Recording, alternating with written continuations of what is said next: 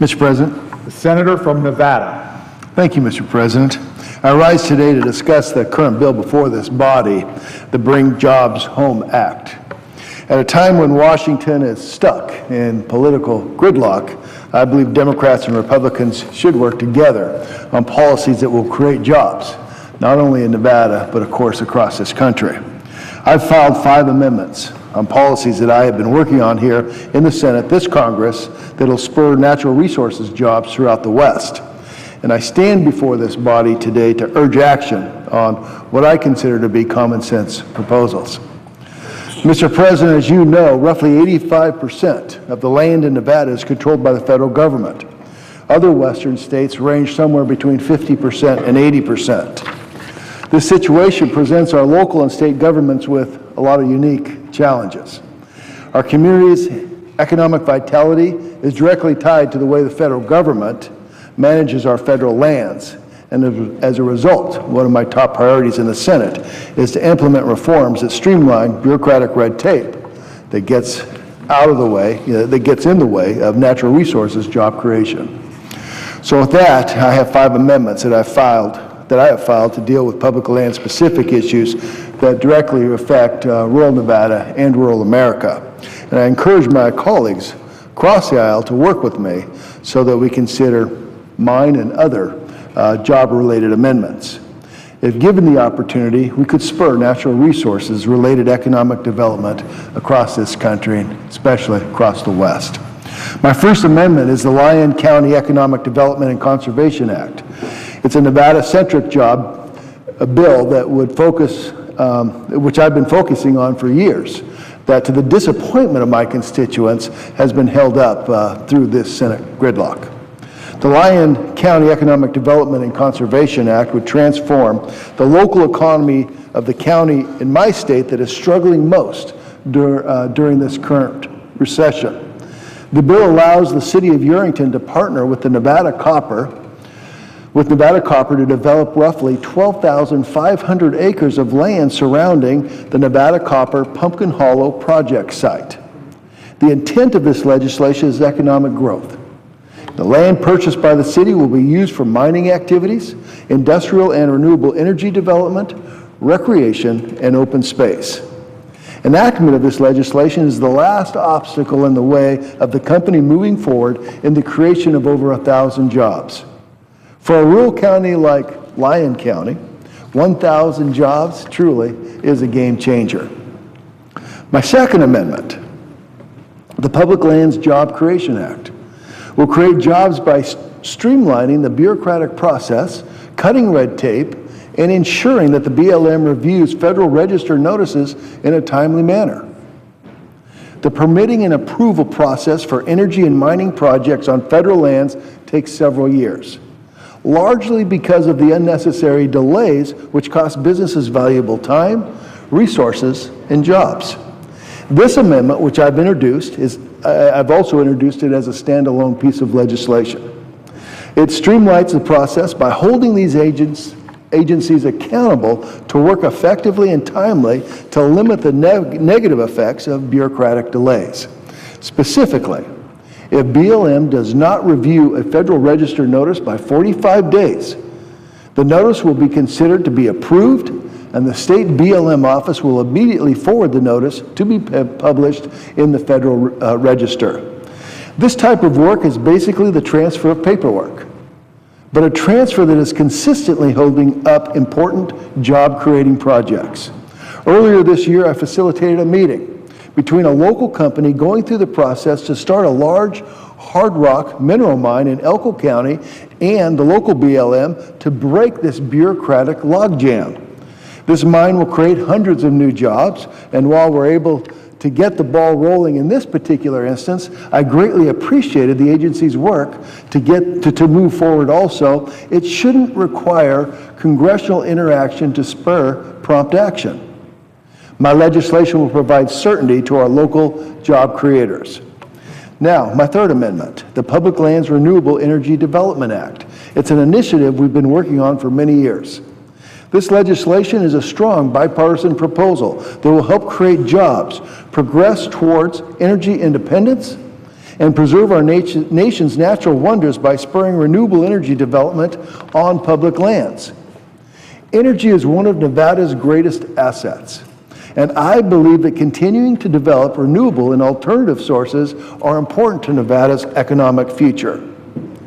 Geothermal and solar production in my state is a major part of the United States all-of-the-above energy strategy. In 2013, Nevada ranked second in the nation for geothermal energy production and third for solar production. 18% of our total electricity generated came from renewable.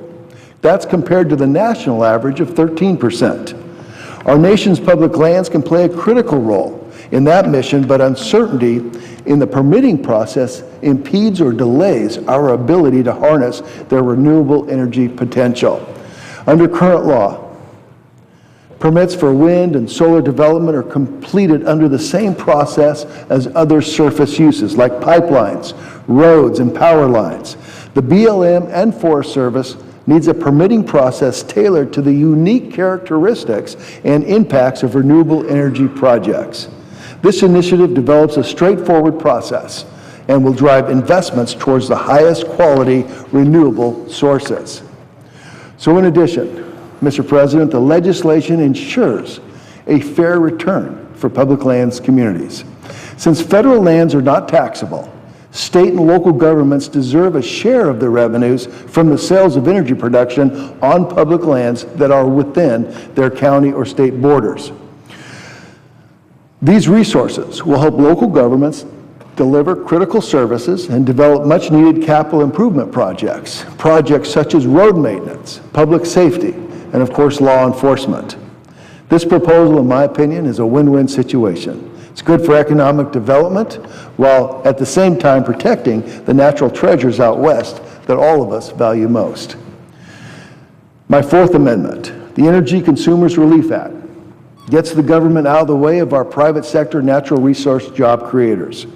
Instead of advocating for policies that will put people back to work, this administration's EPA continues to develop rules that will increase Americans' utility bills, cause companies to lay off employees, and stifle economic growth. My amendment would specifically require the EPA to be transparent when proposing and issuing energy-related regulations with an economic impact of more than $1 billion. Additionally, it would prohibit the EPA from finalizing a rule if the Secretary of Energy, in consultation with other relevant agencies, determines the rule would cause significant adverse effects to the economy. And finally, Mr. President, my final amendment, the Emergency Fuels Reduction Act, tackles a major problem many of our communities out west are facing right now, and that's catastrophic wildfires. One of the greatest challenges facing our western forests and rangelands is the growing severity and the length of the fire season. Nevada is one of the handful of western states that seemingly keeps enduring record-breaking fire seasons year after year after year. We're always going to have fires out west, Mr. President, but we must be proactive in treating our forests and rangelands so that we can reduce the size, the frequency, and the intensities of these forest fires. My amendment streamlines the bureaucratic process for fire prevention projects. Where a dangerous density of fuel threatens critical infrastructure, like power lines, schools, water delivery canals, private property owners that live adjacent to federal lands, and areas that threaten endangered species candidates like the greater sage grouse. Every year I hear from ranchers that live in our northern Nevada rural counties, like Humboldt County, where at no fault of their own, fires on federal land spread onto their private property. The federal agencies have to prioritize proactive, preventative work in these areas. My constituents should not have to suffer because the federal government is simply not doing their job to properly manage our own lands. I think nearly everyone can agree on a common sense proposal like the Energy Fuel Reduction Act. If this body adopts my 5 amendments, Mr. President, Congress could go a long way towards spurring economic development and job creation within the mining, energy development, ranching, timber, and outdoor recreation industries. These types of jobs are the bedrock of our Western way of life. And concurrently, these fields are struggling the most under this administration's restrictive federal land management policies. It's no coincidence that our Western rural communities are suffering from unemployment rates well above the national average. Let's get the government off their backs and allow them to do what they do best, and that is to create jobs. So at a time when the American public continues to lose faith in Congress, I hope the Senate can put partisan politics aside, restore order to the traditional amendment process that this deliberative body has been known for over time. We should break through this political gridlock and have an open amendment process through the Senate. And with that, Mr. President, I yield the floor. Mr. President.